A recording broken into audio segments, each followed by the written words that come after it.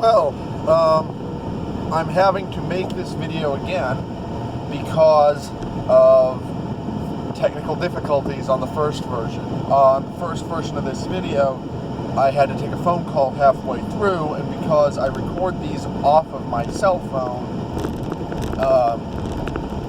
when I went back to the video recorder, it had stopped recording audio. I don't know why. Technology just is kooky like that sometimes. So, without further ado, that's why I took down the video from yesterday. Wish I hadn't had to, did have to. Without further ado, let's jump into my thoughts on the trailer for Knights of the Cross.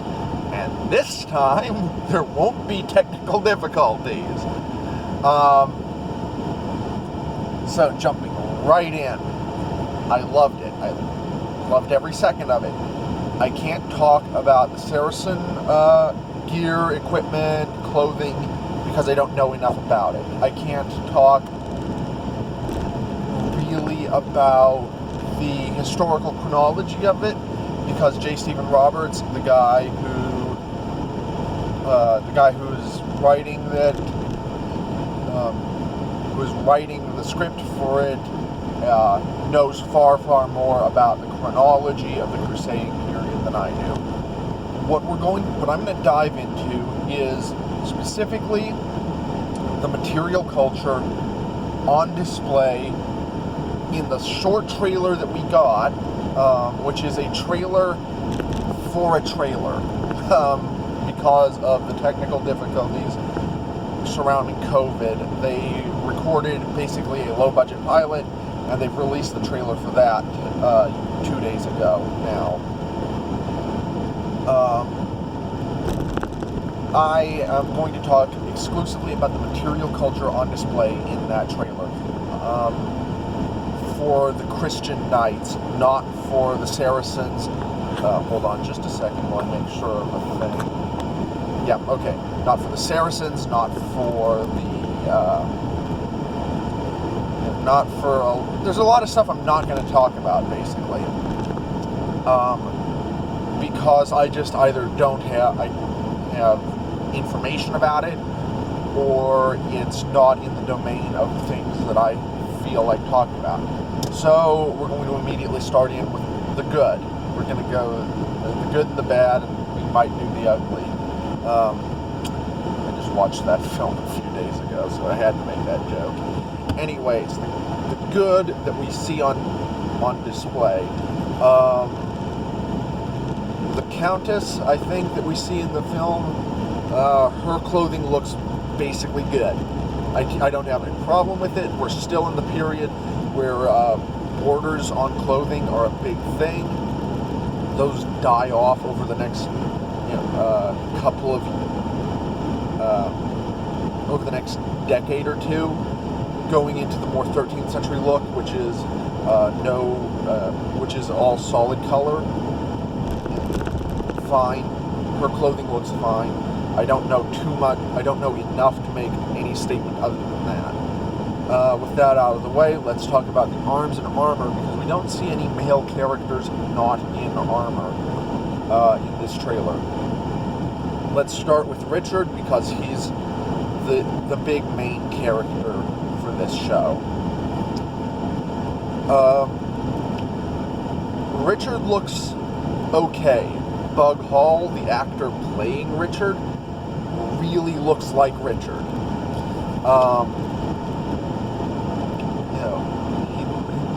He has that like big shock of red hair and a big red beard. He looks like the historical descriptions of Richard, which is great. Other than that, what do we see? What do we see him wearing? We see him wearing a gambeson. We see him wearing mail, a mail hauberk, and a pair of chausses. So that's good. We see him wearing an enclosed helm of a type that is technically later than when the film is set, because the film is set in the 1180s during the Third Crusade, and the helm comes from a miniature by Matthew Paris from the 1240s. So it's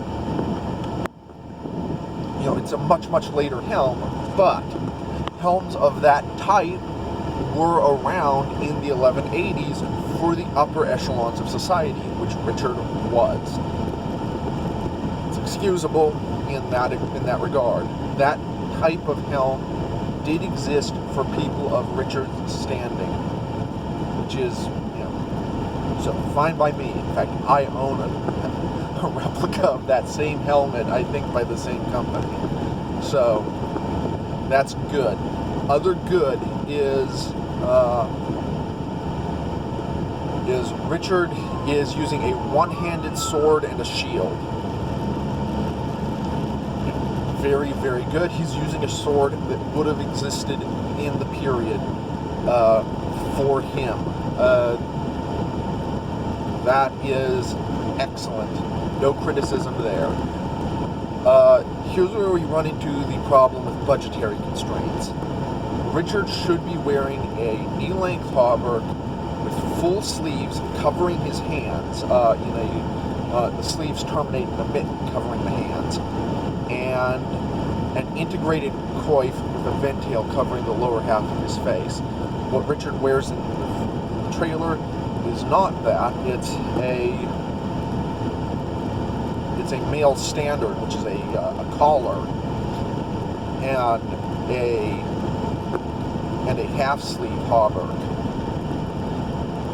The half-sleeve hauberk did exist in Richard's period, but not for men of Richard's standing. Richard would have been wearing the best of the best of the best, and the most advanced military technology was the full-sleeve hauberk with integrated coif. Coif is a hood, ventail is a flap that covers the lower half of the face. That is the most advanced standard of armor that he could wear, and therefore that is what he would wear. He would be setting that trend towards that complete protection. What we see in the show is a half-sleeve hauberk. This is a lower standard of protection, which would have been worn, which would have been cheaper, and would therefore have been worn by a lower level man-at-arms. It's trimmed in Latin rings. Latin is a term meaning a copper alloy, yellow metal. It could even be in the period. It could even be gilded iron. It could be any number of copper alloys. I think in the case of the hauberk that Richard's actually wearing in the show, it's brass. That's a later thing as well. That is basically Richard is trying to make 15th century gear look like 12th century gear, and it's almost but not quite working. With that in mind, so the male standard that he's wearing is sort of substituting in for a separated coif, which did exist in Richard's period. And when he has his helm on, it looks very much like a separated coif peeking out from below his helm. But a male standard is a 15th century thing. It's designed to close the gap between the breastplate and the helm of a full 15th century harness. Mostly it was used with things like barbutes. To close off the neck where you're wearing a helmet where you can't wear a bevel. Without having to wear sort of a full hauberk underneath plate armor, as was done in earlier periods. It's not a thing that would have been available in Richard's time. If they wanted to have Richard using a separated coif, which did exist, I would advise for one with a square mantle, because that's what we see in illustrated sources, in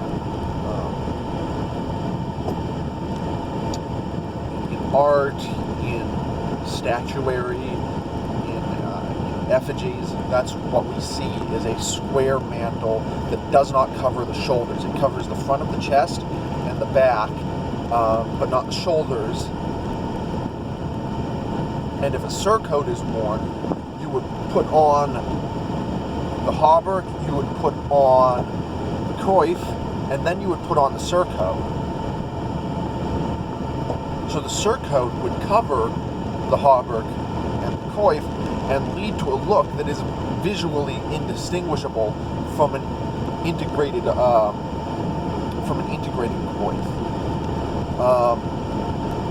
Richard's surcoat, again, is an area where I have. They found a surcoat with Richard's coat of arms on it and used it, and that's good. But and there's a lot of it's good, but it could be better. I don't mean but as in negating. A lot of people use but to negate the good of something, or to negate a prior statement. I'm using it in addition to my prior statement. It's good, it could be better.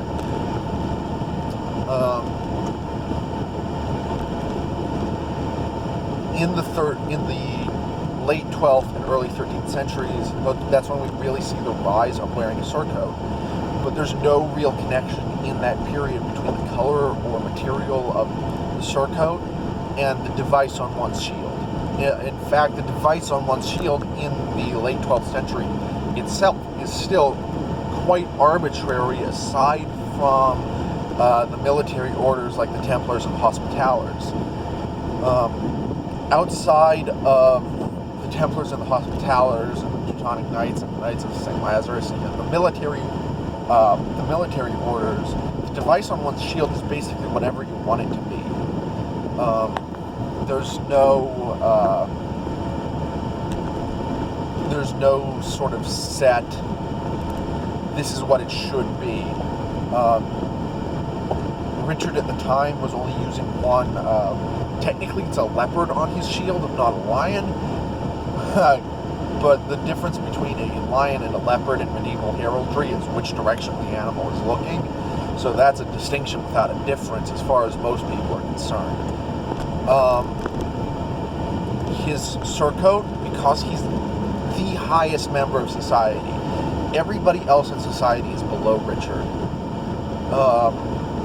Because of that, I would say that his surcoat should be probably red. It's a very striking color. Scarlet stands out wonderfully. And I would say that it should be made out of silk. Because silk is expensive, and Richard would have been, in everything that he wore, showing his wealth. That's something about the medieval period that we don't often think about or interact with. But Richard, you showed your wealth by what you wore back then. In fact, what you wore kind of was your wealth. So Richard can afford the highest level of everything. He'll have the best sword, the best armor, the best weapons, the best horse, the best clothing.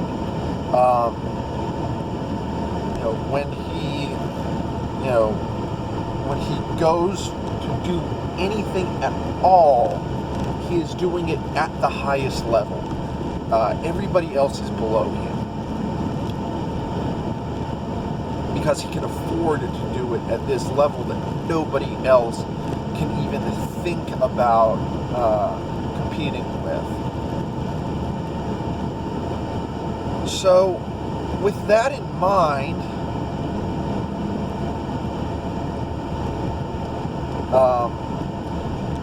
what changes would I suggest making going into a full series about Richard? The first change I would make is get him a good, proper hauberk with full sleeves, mittens covering the hand, an integrated coif from the ventheel. You know, that's the highest standard of armor that could possibly be worn in that period, and so that is exactly what Richard would wear. Get him a silk surcoat. Again, it's the highest standard that you could have. There should be no heraldic device on the surcoat. It should be a solid color. Heraldic devices on the surcoat are an end of the 13th century thing. As they sort of migrate from the shield to the surcoat as an additional means of display.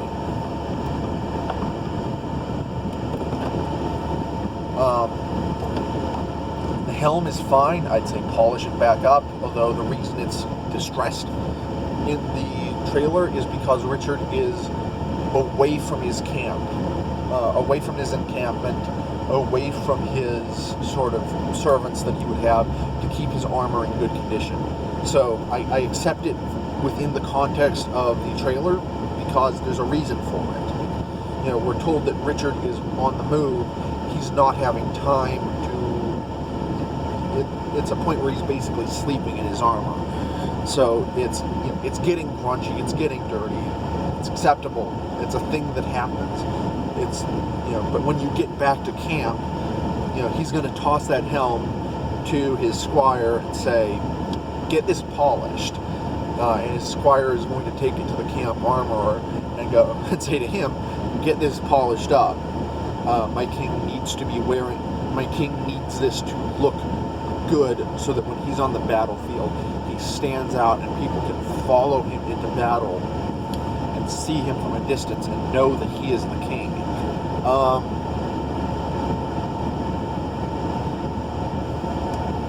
Let's talk about the Templars, because they're the other European knights in the trailer.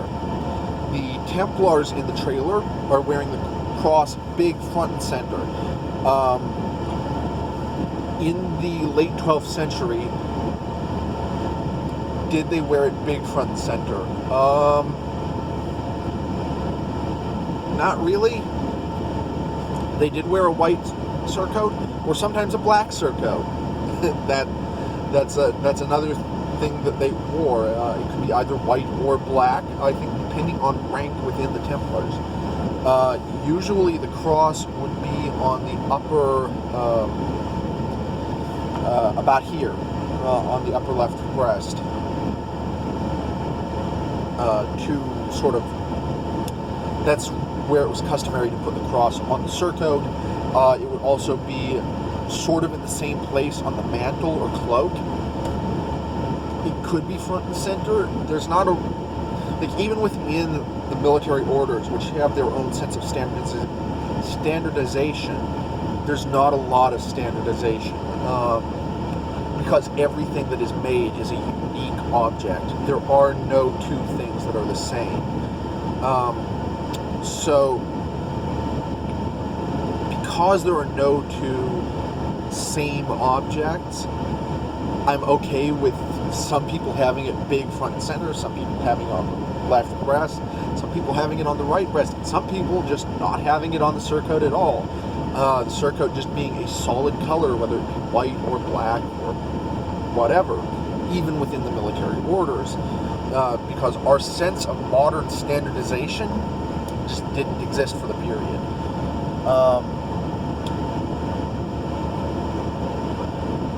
The Templar is wearing a coif, and it's got some of the same problems that Richard's standard has, in that it's basically a tent of mail that drapes around the shoulders. And what we see in historical artifacts and artwork is something that is much more closely fitted to the head. And we never, ever, ever see something that covers the shoulders in a big circular pattern. It always has a square, like a bib, that is sometimes tied under the arms to keep it from flapping around. That's what we see in archaeology and in art. We don't see that big tent-like everything, what we do see is something that is very, very closely shaped to the head, even laced up the back of the head, so that it can be very, very tightly shaped. In fact, in everything in the Middle Ages, you see, especially in this period in armor, you see a lot of mail being tailored very close to the body. It's not male garments are not voluminous. They are they're very closely fitted to the individual.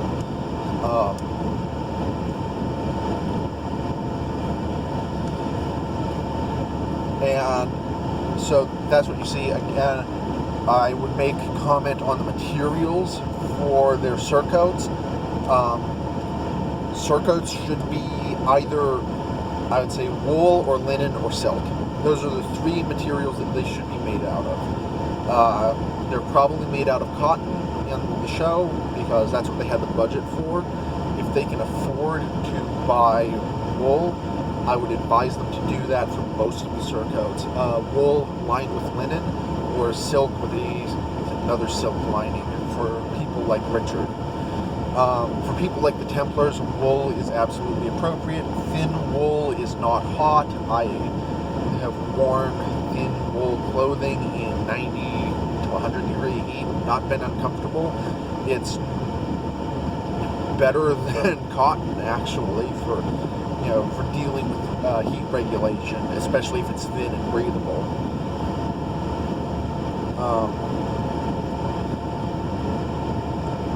Cotton, when it existed in the period, would be a garment of would be a cloth for high status. So that is actually an option. I would avoid it because it was uncommon compared to things like silk, which was even higher status. Because of how far away it had to be imported from. Cotton is not neither cotton nor silk are produced in Europe. Silk was produced exclusively in China and had to be imported along the Silk Road. So it had to go through from China through the Middle East, through India, through the Byzantine Empire before it got to Western Europe. So incredibly high price. Cotton was produced in Egypt and had to make a similarly, not quite as much of a journey, but similarly difficult to get to Europe. So again, cotton, which is what all of our clothes are made out of today, back then was an expensive material. Wool and linen would be what most people are wearing for their day-to-day clothing. Under layers are going to be linen, outer layers are going to be wool. Linen helps sort of wick moisture into the wool, which then evaporates into the air. It's a very good combination. Smoothly woven wool can be worn against the skin without any irritation. But a linen undergarment is still kind of nice because it helps preserve. The linen is easier to wash, and so it helps preserve that outer garment against your sweat. It's sort of taking the brunt of your sweat away from the wool garment and helping with that sort of exchange of air and exchange of heat that keeps you cool in the summer and warm in the winter. It's very, very good. I cannot sing its praises enough. I think we should start making clothing out of it again. So with all that in mind, moving from the trailer, which is low budget but looks good for what it is, to the high budget end, which is where the show itself is going to hopefully reside. I've donated to the campaign in the hopes that my donation helps kick everything up just that notch better.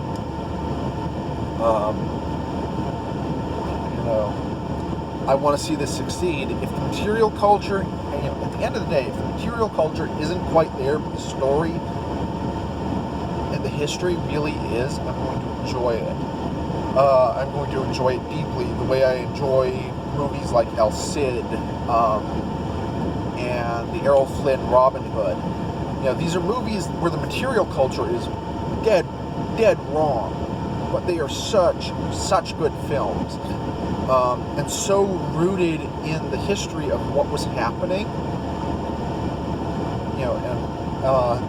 and the events that were happening at the time,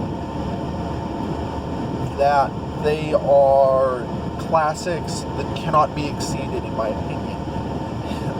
With that being said, would I like them even, like, as much as I love them, and I cannot sing their praises enough, would I like them better if on top of that, so without sacrificing anything of what I love about them, on top of that, the material culture was dead on accurate, I would love them even more. I hope that Knights of the Cross is in that category of, even if the material culture was bad, I would love the story and the history, but I hope that the material culture moving into the main show is as good as it can be. I want to see people walking around in knee-length tunics made out of wool with twill patterns. So diagonal twill was a thing. Diamond twill especially looks absolutely gorgeous. Whenever I've seen it, I cannot sing its praises enough. It is the most beautiful cloth, especially in colors like purple or red. It's wow. I'd like to see that for outer garments. I want to see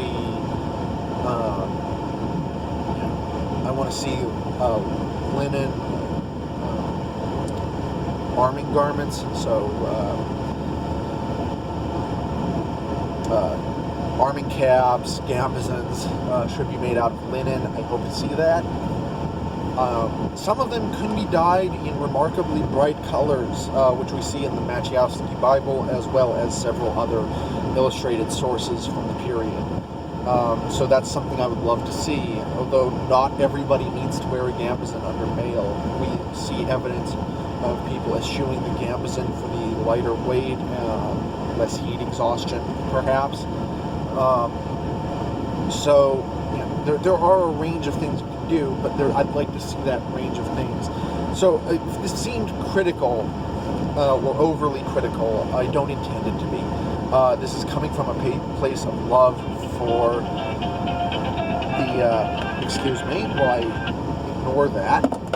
This is coming from a place of love, for the Christian channel, which is producing this, for Real Crusades History, and J. Stephen Roberts, who is writing the show, for the stunt team and reenactors that are involved with it. It's like, I love everything about this, and it's already good, and I want it to be better. That is where I'm coming from. So if I've seemed to go long on this, you'll have to excuse me. I'm sort of making up for lost ground yesterday, where I didn't say everything as well as I could have. And half of the stuff I did say, I ended up not saying because the audio was screwed up. So that's that. I'm going to try and upload this, and hopefully when it's uploaded, I hope that my advice for the main show gets taken into consideration. I'm not going to say anything about shot composition in the trailer because I can't pull it up and show it. I will say that it looked good. As far as like on a cinematography level, it looks good. The action scenes were much more fast-paced than what we normally see out of Hollywood whenever they try to do things with swords. There was one shot where they do a thing from a historical manuscript. I kind of wish they'd sped up the sort of reaction on it a little bit, but it looked really, really good, and I want to see more of that sort of historical martial arts in there, especially things from, like grappling, wrestling, that kind of stuff, where when you're getting close with the sword, you can't really quite do it as sword play so much, so you grapple your opponent, get him to the ground, and then go from there. All that kind of stuff that you see in the medieval manuscripts is stuff I want to see going forward, and I hope that I do, and I hope that there's even more of it. One last thing I've talked a lot about swords. I've talked a lot about armor. I'm going to talk about spears now. The spear is the primary weapon of everybody, from the mounted knight to the foot soldier. You start the battle with the spear, or the lance, in the case of the mounted knight. The difference between a lance and a spear in the late 12th century is non-existent. A lance is a spear used on horseback. That's it. That's the only difference. It might be a bit longer so that you get a bit more reach off of it when you're on a horse. That is the only difference between a lance and a spear in the late 12th and early 13th century. So everybody should be using a lance, whether couched under the arm or held up bayou tapestry style. Doesn't quite matter. Both uses have, both ways of using the spear have their advantages and disadvantages, and you can use it not couched but underarm as well to sort of stab out like that. A bunch of ways to do it. All of them are period appropriate. I'd like to see that going forward as well, especially a cavalry charge that starts with couched lances and then moves to